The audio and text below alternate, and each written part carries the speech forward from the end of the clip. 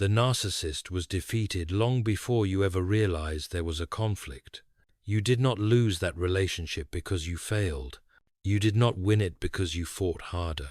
You stepped out of it because you were never meant to compete in the first place. If you have spent nights replaying conversations, wondering what you missed, questioning whether you should have spoken differently or endured longer, this is not accidental confusion. It is the residue left behind when a soul that seeks peace is placed inside a system built on control. You were not imagining the imbalance, you were not too sensitive, and you were not wrong for feeling exhausted by something you could never quite explain. What you encountered was not a disagreement of personalities, but a clash of inner laws. You were operating from conscience, sincerity, and a desire for mutual goodwill. The narcissist was operating from fear, dominance, and the need to remain central at all costs. From a Christian understanding, this matters deeply. God does not call his people to live in constant tension, guessing where they stand, shrinking themselves to preserve approval. Where the Spirit is present, there is clarity, not confusion disguised as mystery. You did not fail to play the game well enough. You were never invited by God to play it at all. And yet, something inside you sensed this long before your mind could articulate it. You felt it in the quiet unease, in the way your peace diminished while your effort increased, in the way you kept giving, hoping goodness would eventually stabilize what never seemed to settle. That inner discomfort was not weakness. It was discernment, awakening. God often allows exposure before he allows escape. Not to punish, but to teach the soul the difference between love that builds and attachment that drains. You were not being hardened, you were being clarified.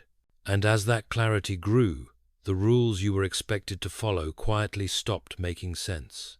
The need to react faded, the need to prove yourself weakened. And without realizing it, you began to step out of a game that depended entirely on your participation to continue. What followed did not feel like victory at first. It felt like loss, silence, and unanswered questions, but something irreversible had already begun to shift. The narcissist's game control, reaction, and the idol of the self. The narcissist does not enter relationships seeking communion. They enter seeking position. What appears on the surface as charm, interest, or even devotion is often only the opening move of a deeper strategy, one that depends entirely on reaction. At the heart of the narcissist's game is stimulation. Not connection, but provocation. They test emotional boundaries not to understand you, but to measure how easily you can be moved. A raised eyebrow, a delayed response, a subtle withdrawal of warmth. Each is designed to produce a reaction that confirms their influence still works.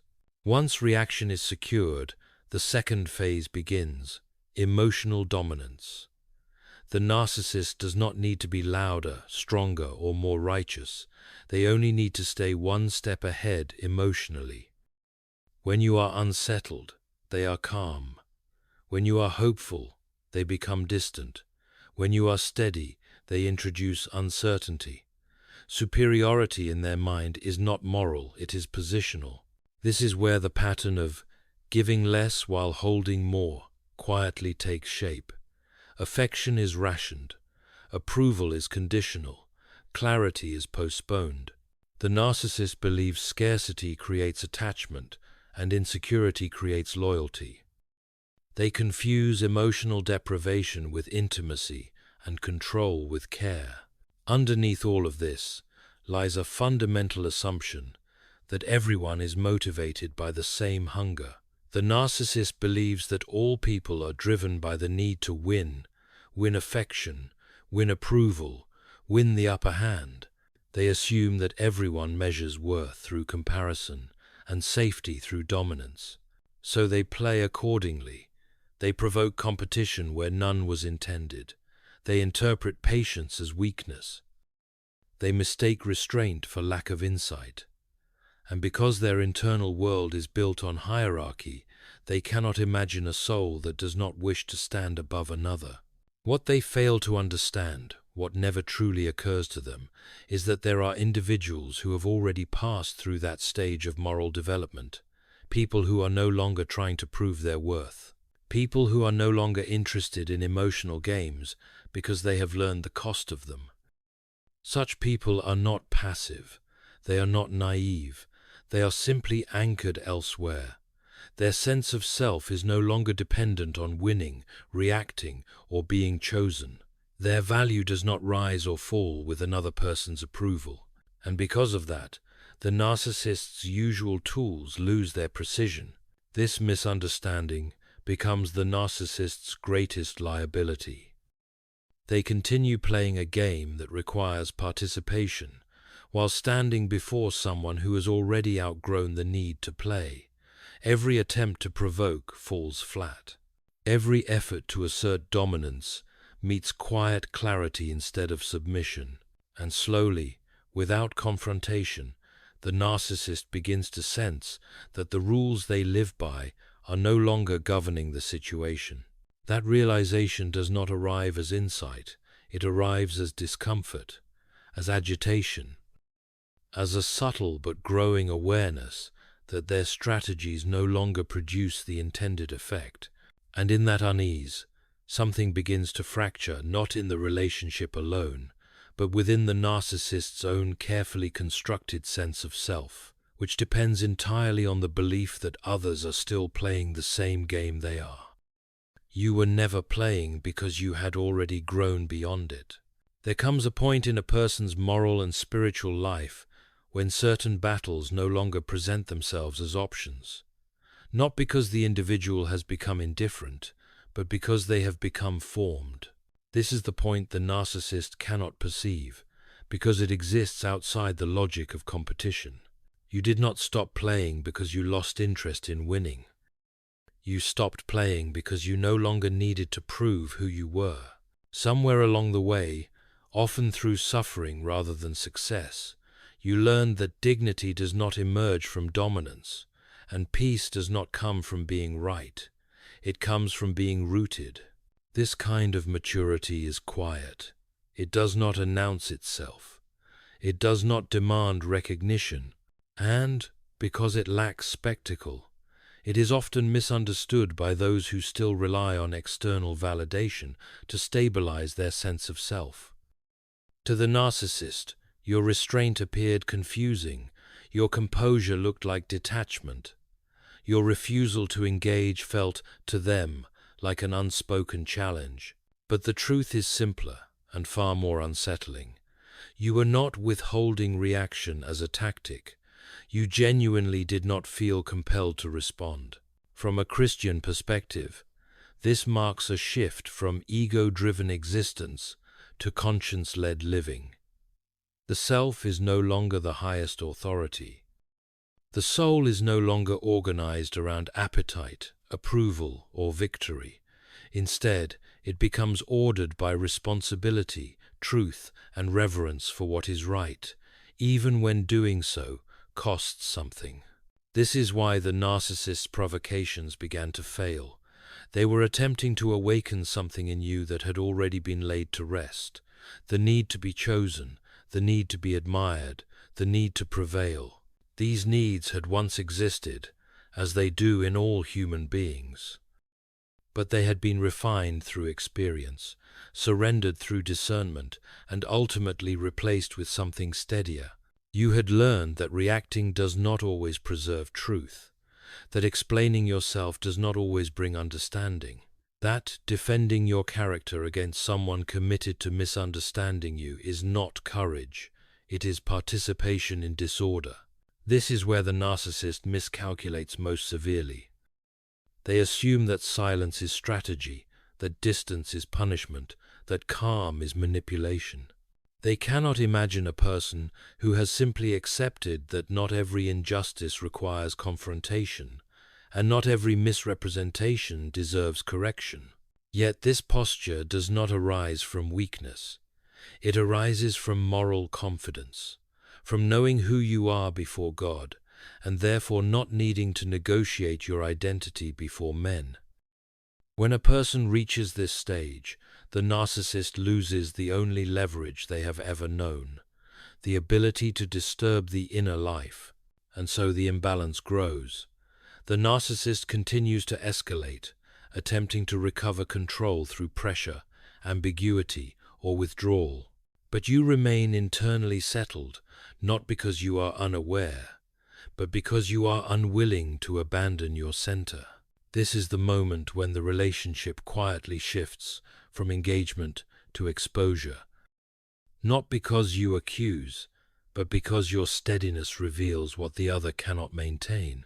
And in that contrast, the narcissist begins to feel something unfamiliar, not anger alone, but a deeper unease that arises when one stands before a person who is no longer shaped by the same incentives. That unease does not immediately turn outward. It turns inward first, stirring questions the narcissist has long avoided and setting in motion a process that feels less like conflict and more like the slow erosion of a structure built on fragile assumptions. When the narcissist realizes there is no reaction to control, there is a moment, often quiet, often unspoken, when the narcissist begins to sense that something essential has slipped beyond their reach. It is not the moment you leave. It is not the moment you speak your truth.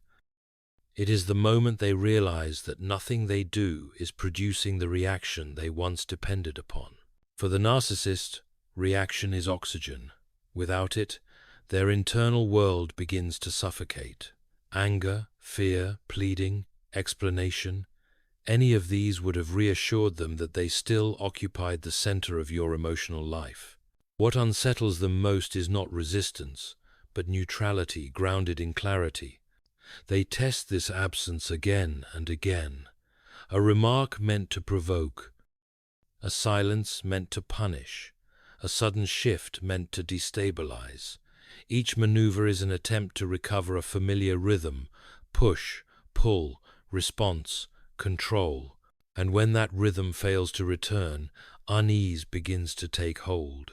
This is not merely psychological discomfort, it is moral disorientation. The narcissist's identity has been constructed around influence. To matter, in their mind, is to move others. To feel real is to leave an emotional mark. When you no longer register as movable, they are forced to confront a terrifying possibility that their power was never intrinsic, only borrowed. From a Christian lens, this is where judgment quietly enters, not as condemnation from without, but as exposure from within. Scripture speaks often of truth revealing what has been hidden, not through force, but through light. When reaction disappears, the narcissist is left alone with the structure of their own character, and that encounter is rarely peaceful. They may describe this phase as confusion or frustration. They may tell themselves that you are cold, arrogant, or indifferent. But beneath those accusations lies something more destabilizing: the recognition that their usual tools no longer work and therefore may never have been legitimate to begin with. What makes this moment unbearable is that it cannot be argued away. Control requires cooperation. Manipulation requires participation. Without those, there is nothing to negotiate. The narcissist cannot demand engagement without revealing desperation, and they cannot escalate without exposing insecurity. So they hover, they oscillate, they watch for signs that the old leverage might still exist, a delayed response, a moment of vulnerability. Anything that suggests the door is not fully closed, but what they encounter instead is steadiness, not defensive, not reactive, simply settled. This steadiness is deeply confronting because it mirrors something the narcissist has avoided all their life: interior silence. In silence, there is no one to dominate, no one to impress, no one to outperform. There is only the self as it truly is, without audience or applause. And so the narcissist begins to unravel, not dramatically, not all at once, but internally. Irritation replaces confidence. Restlessness replaces charm. The calm they once projected begins to fracture under the weight of unprocessed fear. They may not name it as such, but what they are experiencing is loss of orientation. You did not cause this by attacking them. You did not bring it about by exposing them publicly. You brought it about by becoming unreachable through the mechanisms they rely upon. By remaining inwardly ordered, you denied them access to the only terrain where they knew how to operate. This is why the narcissist often appears more disturbed after the relationship than during it. During engagement, they could still play. After disengagement, they are left with the consequences of having built their identity around control rather than truth.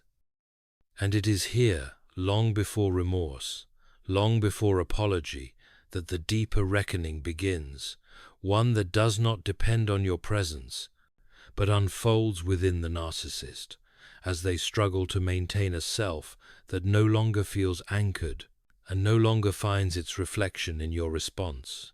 When the narcissist begins to collapse without an audience, the narcissist does not unravel because they are confronted. They unravel because there is no longer anyone left to mirror them. Their inner world has always depended on reflection. Praise confirms existence. Reaction confirms importance. Even resistance reassures them that they still occupy space in another person's inner life. Without that reflection, the narcissist is forced to face something they have carefully avoided for years, themselves, unfiltered and unadmired. At first, this absence feels like irritation. A vague restlessness sets in.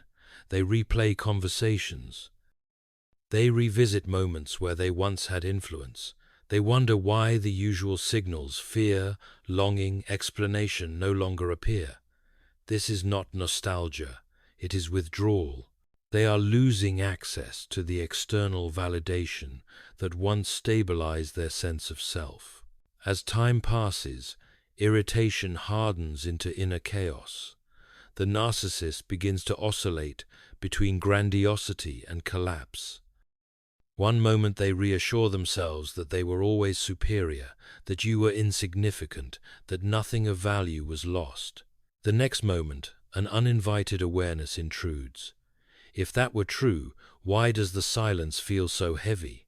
This is where self-sabotage quietly intensifies. Without reflection, the narcissist seeks stimulation elsewhere. New admiration, new attention, new sources of validation.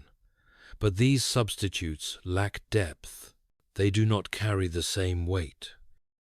They do not mirror the self in a way that feels convincing, and so satisfaction becomes increasingly fleeting. From a moral and spiritual perspective, this is not coincidence. A self built on image rather than substance cannot endure prolonged exposure to emptiness. Scripture warns repeatedly against building one's house on sand, not as metaphorical poetry, but as moral diagnosis. What is constructed without truth cannot remain standing when the noise fades. The narcissist often responds to this internal erosion by rewriting the past. They cast themselves as misunderstood, wronged, or unappreciated. They search for narratives that restore their sense of moral innocence. But these stories fail to quiet the deeper discomfort, because they do not address the root, a life organized around self rather than conscience. What makes this collapse particularly painful is that it unfolds without spectacle. There is no dramatic reckoning, no public exposure, no decisive moment of defeat. Instead, there is a slow disintegration of coherence. Confidence becomes brittle, identity fragments. The narcissist begins to feel unreal even to themselves. They may grow more defensive, more cynical, more dismissive of intimacy. Or they may grow melancholic, preoccupied with what was lost, yet unable to articulate why it matters. In either case, the absence of genuine connection exposes a truth they cannot outrun. Without someone to impress, dominate, or manipulate, they do not know who they are. This is the paradox of narcissistic power. It appears formidable when reflected back by others, yet collapses the moment that reflection disappears. What seemed like strength reveals itself as dependency. What appeared like confidence reveals itself as fear of inner stillness. You did not cause this erosion by rejecting them. You did not engineer their downfall. You simply withdrew the mirror, and in doing so, you allowed the narcissist to encounter the consequences of having built an identity that requires constant affirmation to survive. This encounter does not immediately produce repentance. More often it produces disorientation, a sense of being unmoored, a restless search for something to replace what has been lost. And as that search grows more frantic, the narcissist edges closer to a reckoning that cannot be postponed indefinitely, because the soul cannot remain divided forever without demanding resolution. Victory was never about defeating them. It was about remaining ordered. What looks like victory from the outside is often misunderstood. In the narcissist's moral framework, victory means dominance. It means the upper hand, the final word, the visible triumph. But that was never the kind of victory at stake here, and it was never the kind you were seeking. You did not win because you emerged superior. You did not prevail because you proved them wrong. You prevailed because you refused to let your inner life be reorganized around their disorder. From a Christian perspective, this distinction is essential. Evil does not lose its power when it is matched force for force. It loses power when it is no longer allowed to set the terms of engagement. The narcissist attempted to draw you into a pattern where reaction defined reality. You declined not out of pride, but out of alignment with something higher. This is why your silence was not passive, it was disciplined. It was an act of restraint, rooted in conscience rather than fear. You understood, perhaps intuitively, that engaging further would require you to abandon the moral ground you had already claimed, and you chose not to pay that price. Here, the thought world, often associated with C.S. Lewis, becomes illuminating.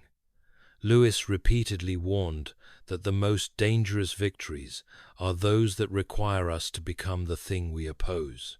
To defeat corruption by adopting corrupt methods is not victory, it is surrender disguised as success. You sense this, even if you never named it as such. The narcissist tried to reframe your restraint as weakness. They told themselves that your composure meant you were unaffected, uncaring, or disengaged. But what they could not admit even to themselves was that your restraint exposed a hierarchy of values they did not share. You were willing to lose appearances in order to keep your soul intact. This is where the moral weight of the story truly rests. You accepted misunderstanding rather than participate in manipulation. You accepted distance rather than escalate conflict. You accepted the cost of walking away without vindication, trusting that truth does not require constant defense to remain true. Such a posture is not born of indifference. It is born of reverence.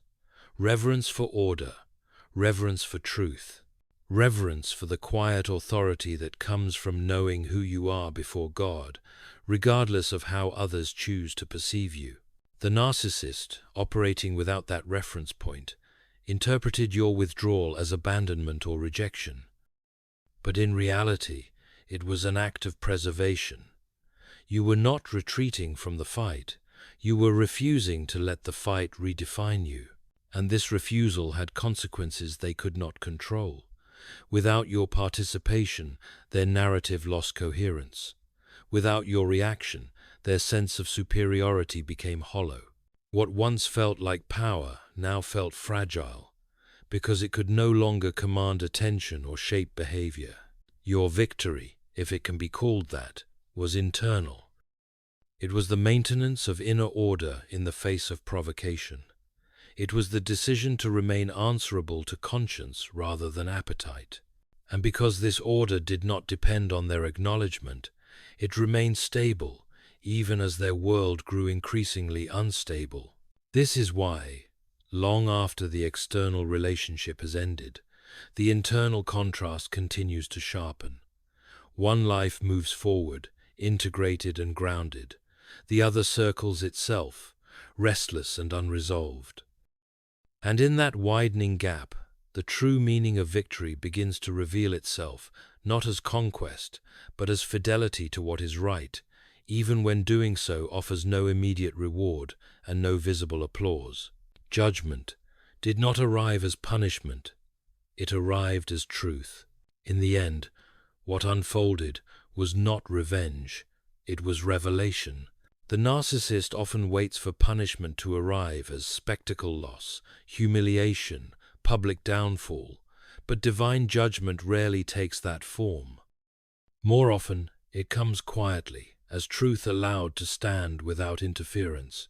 It comes when illusion is no longer sustained, and when the soul must finally inhabit the reality it has constructed. You did not become the instrument of judgment, you stepped aside from that role, and in doing so, you allowed a higher order to take precedence, one that does not rush, does not dramatize, and does not need your participation to be just. This is where many misunderstand what karma or judgment truly means within a Christian moral vision.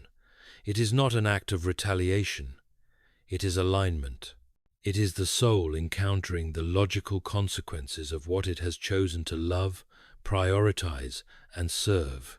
When a life has been organized around control rather than truth, the absence of control does not feel like neutrality, it feels like collapse. The narcissist did not suffer because you left. They suffered because without you there was nothing left to distract them from themselves, no reflection to soften the edges, no reaction to reassure them of relevance. What remained was an inner world long neglected, suddenly forced into silence. And silence, for a disordered soul, is unbearable. For you, however, silence became something else entirely. It became space. Space to return to what was always central but temporarily obscured: conscience, faith, responsibility, and the quiet assurance that you are not required to defend your worth in every room you enter.